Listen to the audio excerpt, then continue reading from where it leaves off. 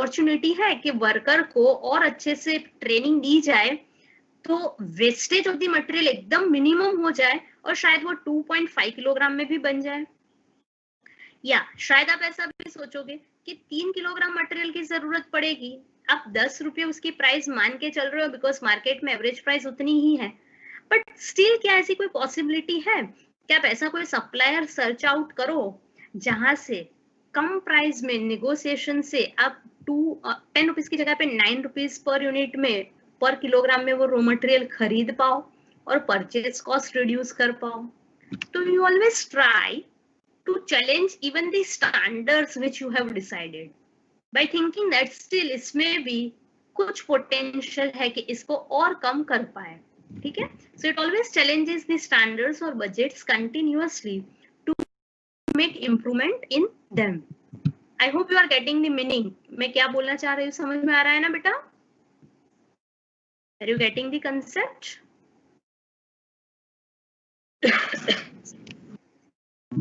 Yes, ma'am. Okay.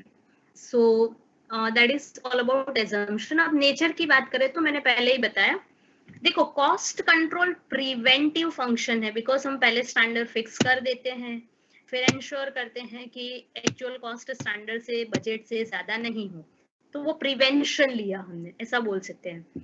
But cost reduction मैंने पहले ही बताया, it is a continuous improvement function.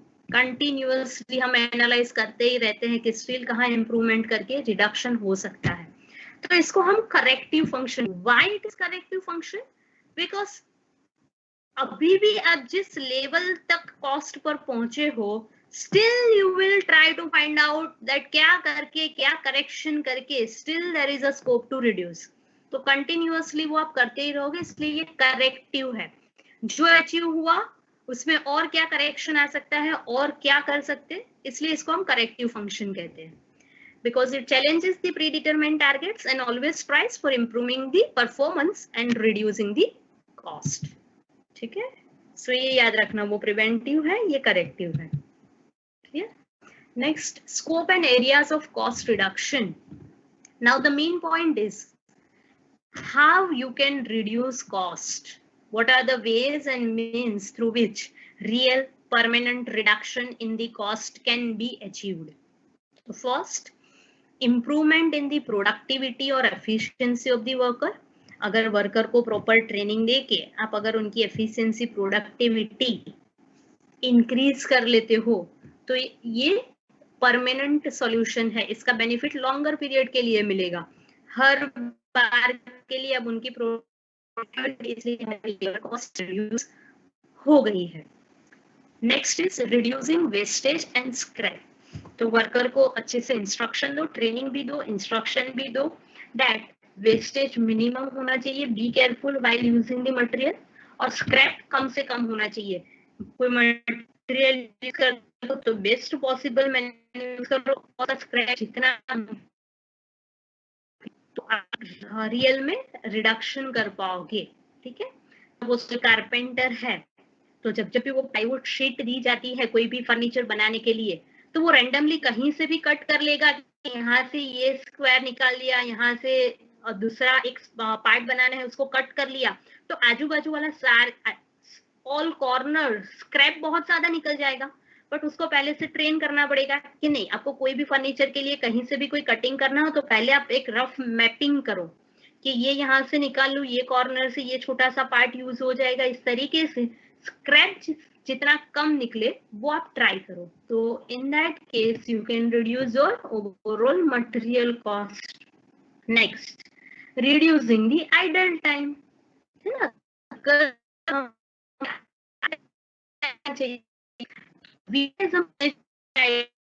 Reasons for idol time के worker का generally idle time क्यों होता है, उनके booking time and time keeping में डिफरेंस क्यों है, कुछ भी था नॉर्मल आइडल टाइम जाएगा, हम कंट्रोल नहीं कर सकते, बट जो एबनॉर्मल आइडल टाइम के रीजंस आइडेंटिफाई हुए हैं, सपोज पावर फेलियर है, इंस्ट्रक्शन लिए वेट कर रहे हैं, suppose raw material supply is not available so they are sitting idle, तो जितने भी एबनॉर्मल आइडल टाइम वाले रीजन है जो मैनेजमेंट के कंट्रोल में है, उसको आप अच्छे से कंट्रोल करो, मॉनिटर करो, तो आइडल टाइम रिड्यूस कर पाओगे। और जितना आइडल टाइम रिड्यूस होता है, लेबर कॉस्ट में आप जेन्युइन रिडक्शन कर पाओगे। नेक्स्ट इज चेंज और improvement in the product design. Product design में या प्रोडक्शन प्रोसेस में चेंज करके भी ओवरऑल कॉस्ट रिड्यूस की जा सकती है। सपोज आज आप जिस तरीके का प्रोडक्शन प्रोसेस फॉलो करते हो प्रोडक्ट एक्स बनाने के लिए, try to find out better methodology to produce the product, may be through use of better technology etcetera. तो always your engineering staff has to work continuously looking to the market conditions and technological upgradation कि हम जो product बना रहे हैं, शायद ऐसा हो सकता है कि हम अब तक लेबर का यूज बहुत ज्यादा कर रहे हैं, मशीन का यूज कम कर रहे हैं और ये प्रोडक्ट बना रहे हैं, बट अब ये प्रोडक्ट बनाने के लिए कुछ ऑटोमेटिक मशीनरीज मार्केट में अवेलेबल है। अगर आप वो मशीन यूज करके प्रोडक्ट बनाना चालू करोगे तो नो डाउट वन साइड पे आपकी लेबर कॉस्ट कम हो जाएगी बिकॉज अब लेबर की जरूरत कम पड़ेगी, अदर साइड पे आपकी मशीन कॉस्ट ज्यादा होगी। बट ये मशीन यूज करने से फाइनल प्रोडक्ट्स जो मिलेगी, पहले तो फास्ट प्रोडक्शन होगा and second quality of the final product is better than what you are getting manual through manual और labour work.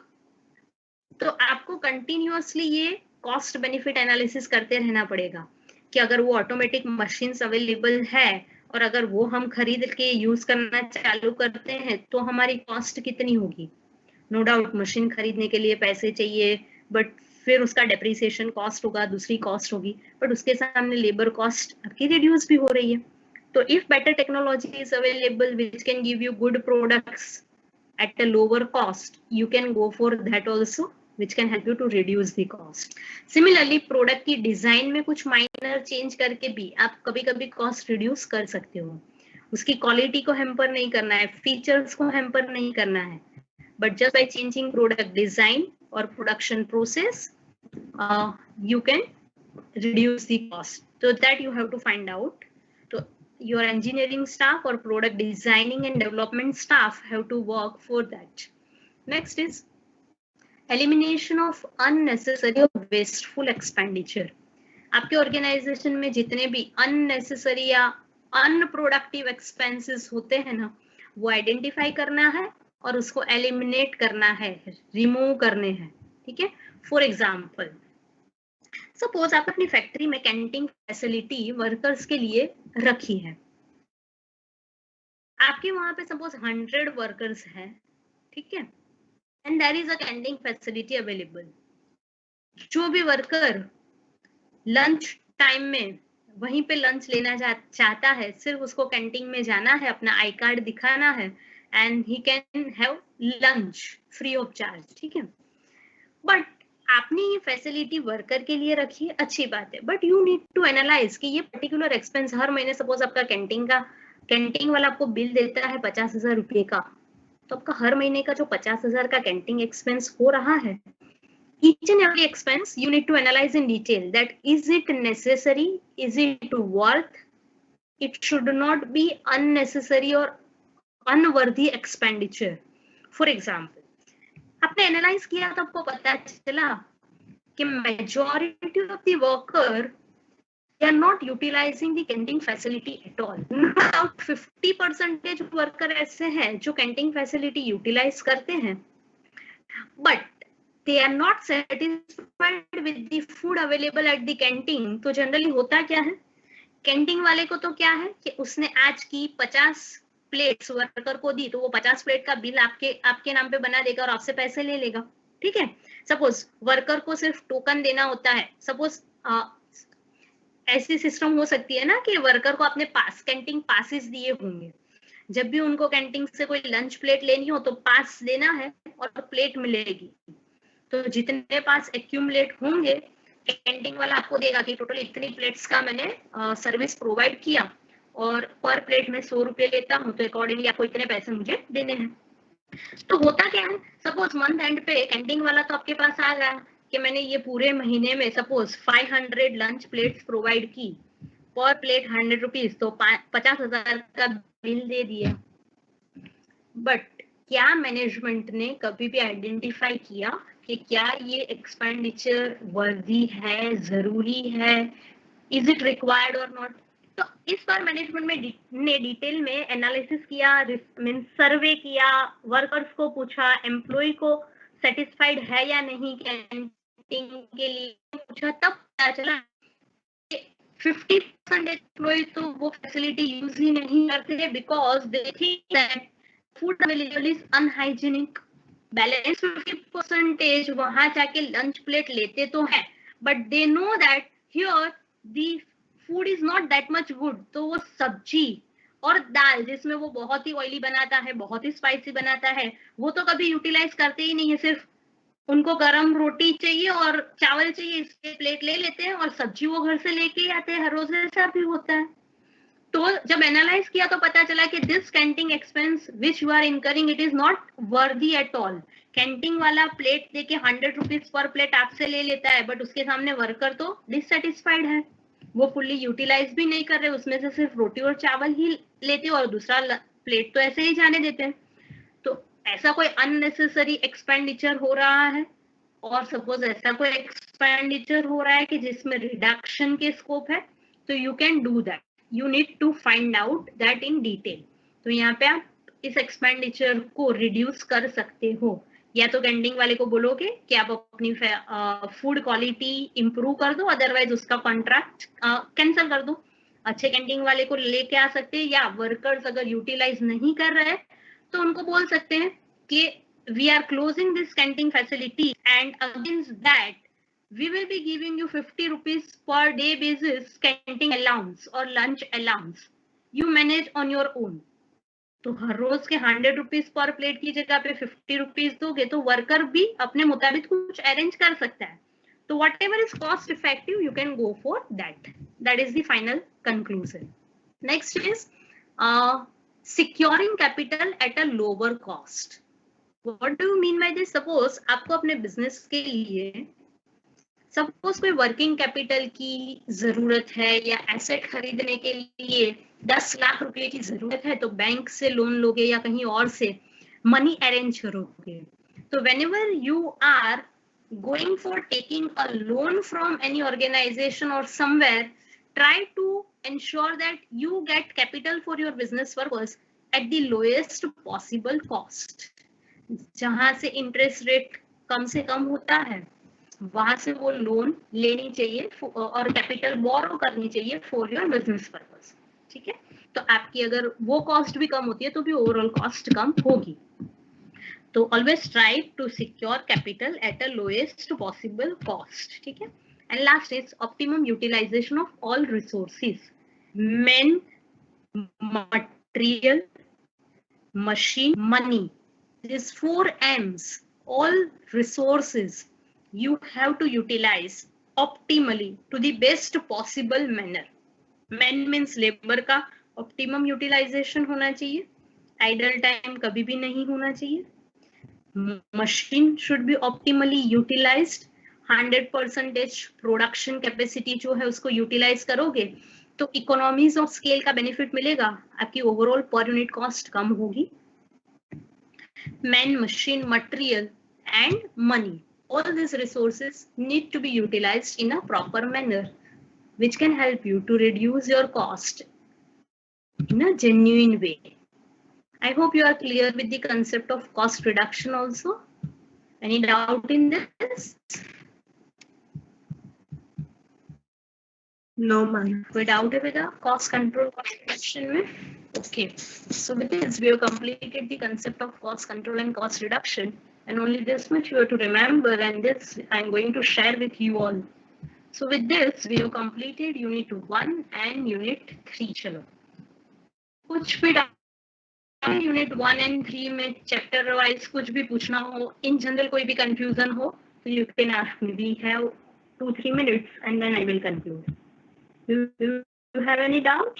You have to start preparing for your examination। ठीक है, और exam में यूनिट 1 and 3 कंसिडर करना है. Is this fine to everyone? देखो unit 1 comparatively lengthy है. Can you tell me unit 1 में कितने चैप्टर्स है, कौन कौन से चैप्टर्स हैं? क्विकली, पहला चैप्टर कौन सा? Introduction.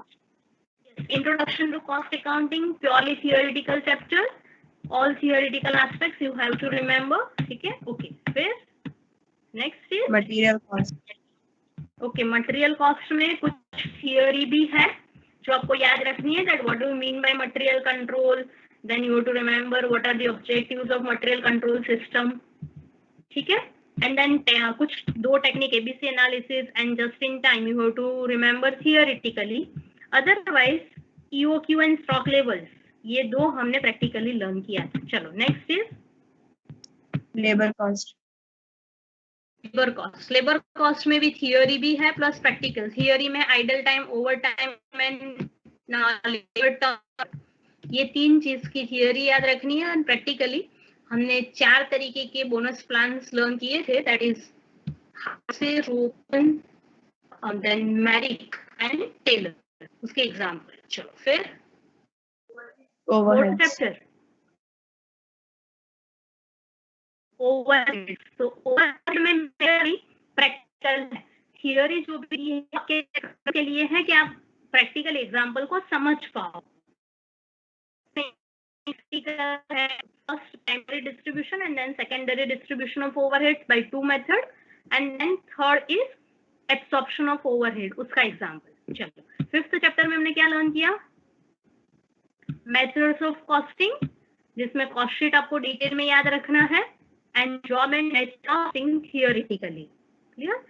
And sixth one is reconciliation of cost and financial accounting. उसमें सिर्फ reasons क्या होते हैं दोनों के प्रॉफिट के डिफरेंस में, वो सिर्फ आपको याद रखना है. ठीक है, अदरवाइज एवरीथिंग इज प्रैक्टिकल, उसमें हम नहीं करने वाले. तो नो डाउट यूनिट 1 थोड़ा सा लंबा है, बट आप प्रिपेयर करना स्टार्ट कर दो. एक बार एग्जाम की कुछ डिटेल आएगी कि कौन से मोड में एग्जाम है, किस तरीके से है, फिर हम थोड़ी पेपर स्टाइल बाद में डिस्कस करेंगे. जब तक वो नहीं आता है तब तक का कोई मीनिंग नहीं है. ठीक है, यूनिट 3 में तो 2 ही छोटे से चैप्टर है. पहला चैप्टर बजटरी कंट्रोल जो था, उसमें थियोरी भी है. सारी थियोरी अच्छे से प्रिपेयर करनी, प्लस सारे एग्जाम्पल अच्छे से प्रिपेयर करने हैं.